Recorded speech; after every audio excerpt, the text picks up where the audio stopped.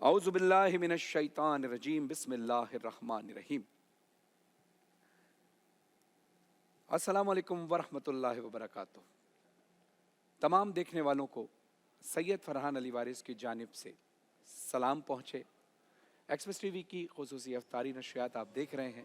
پیارا رمضان، آج چوتھا رمضان ہے۔ دیکھتے ہی دیکھتے 4 دن کیسے گزر گئے پتہ ہی نہیں چلا۔ یہ جو ہم کہتے ہیں نا کہ پتہ ہی نہیں چلا یہ دن کیسے گزر گئے، کبھی کبھی میں سوچتا ہوں کہ دور کتنا تبدیل ہو گیا ہے۔ پہلے کا دور اور اب کا دور کتنا تبدیل ہو گیا ہے، وقت کتنی جلدی بدل گیا ہے۔ اگر آپ کچھ سال پیچھے ہی چلے جائیں تو رشتوں کی کتنی قدر ہوا کرتی تھی،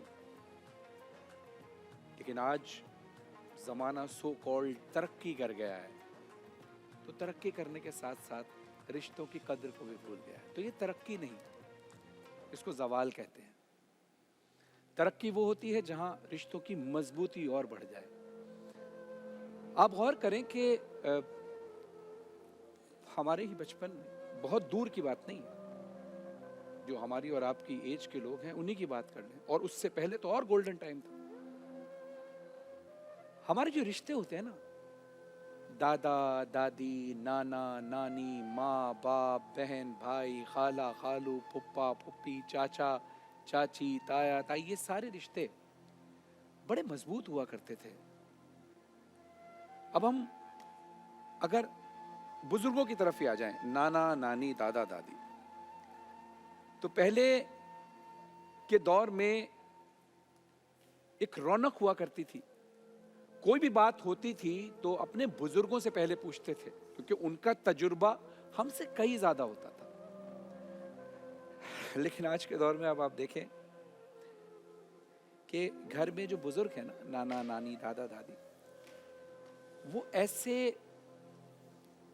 گھر پہ رہتے ہیں، اس لیے رہتے ہیں کہ وہ زندہ ہیں۔ ایک معاذ اللہ ثم معاذ اللہ ان کی حیثیت ایک فرنیچر سے زیادہ نہیں رہ گئی ہے۔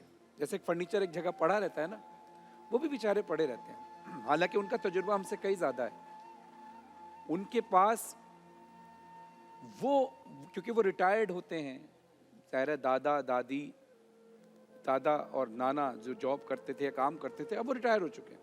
نانا نانی اور دادی جو گھر کے کاموں میں مصروف ہوتی تھی، اب وہ آرام کر رہی ہوتی ہے، لیکن ان کے پاس وہ چیز ہوتی ہے جو شاید ہمارے ماں باپ کے پاس بھی اس دور میں، کیونکہ وہ کسی اور ذمہ داریوں میں مصروف ہیں، اس لیے نہیں ہوتی۔ کیا ہوتی ہے؟ وہ وقت، یعنی جتنا وقت، کیونکہ ماں باپ ظاہر ہے، ہمارے جو والد ہیں وہ ظاہر آفس جاتے ہیں، کام کرتے ہیں، بچوں کی روزگار کے لیے، ہمارے روزگار کے لیے محنت کرتے ہیں، اس لیے ان کے پاس وہ وقت نہیں ہوتا۔ جب واپس آتے ہیں تو وقت دیتے ہیں۔ ماں جو ہوتی ہے وہ گھر کے کاموں میں مصروف ہوتی ہے، جب وقت ہوتا ہے تو وقت دیتی ہے۔ لیکن نانا نانی، دادا دادی، وہ ایسی ہستیاں ہوتے ہیں کہ جن کے پاس بہت وقت ہوتا ہے، جو ہماری ہر بات سن سکتے ہیں، اور وہ چاہتے ہیں ان سے کوئی بات کرے، وہ چاہتے ہیں کہ ان کے پاس کوئی بیٹھے۔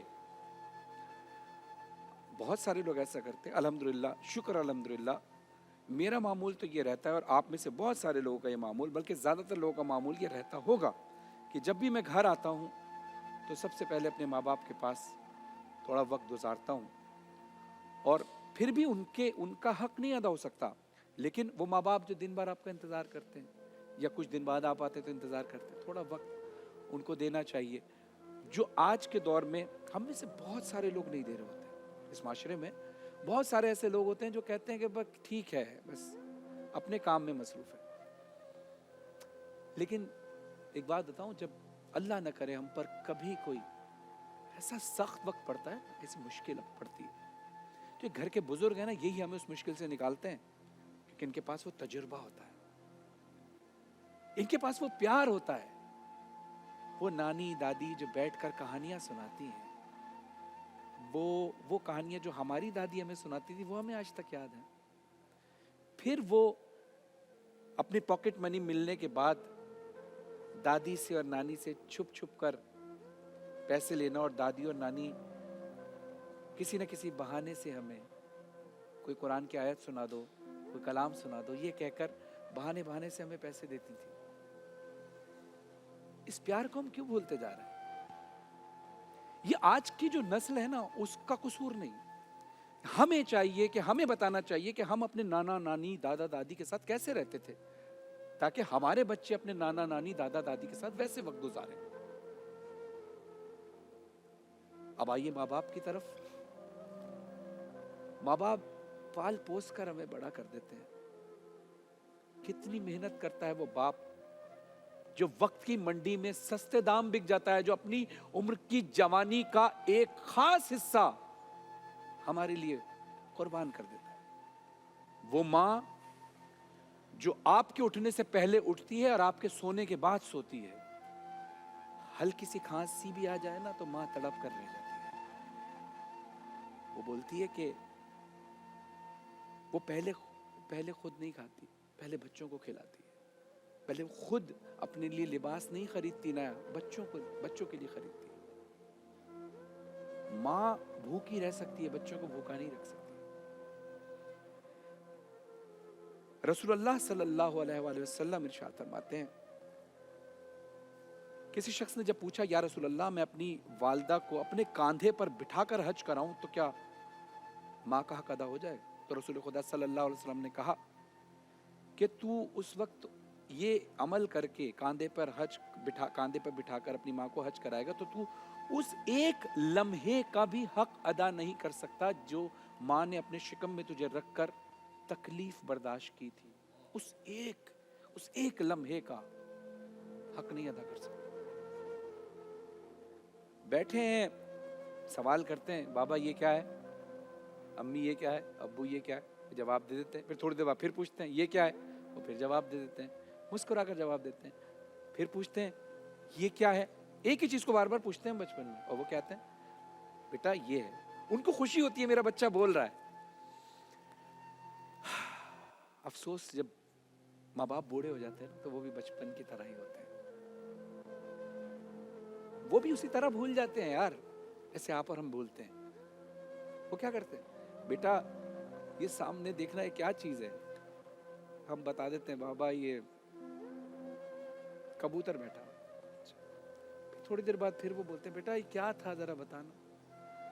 اب وہ کبوتر تھا, اماں کبوتر تھا. پھر تھوڑی دیر بعد وہ بیٹا اس کو ذرا ہٹا دینا, وہ کیا چیز.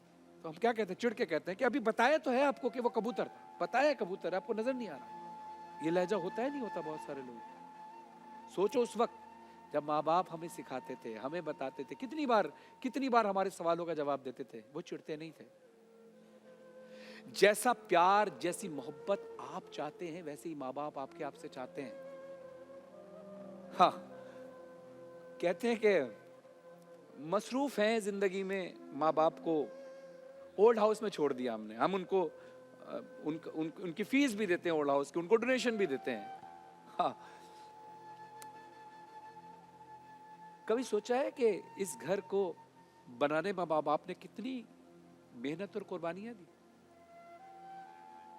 بچے بڑے ہوتے ہیں تو انہی ماں باپ کو گھر سے نکال دیتے کہ ہمیں آپ کی ضرورت نہیں ہے. انہی ہاتھوں سے اس ماں نے گھر کو سجایا تھا, باپ نے محنت مزدوری کر کے گھر کو آباد کیا تھا. اور مثال دیتے ہیں کہ بھائی ترقی یافتہ دور ہے, باہر ممالک میں لوگ اولڈ ہاؤس میں رہتے ہیں.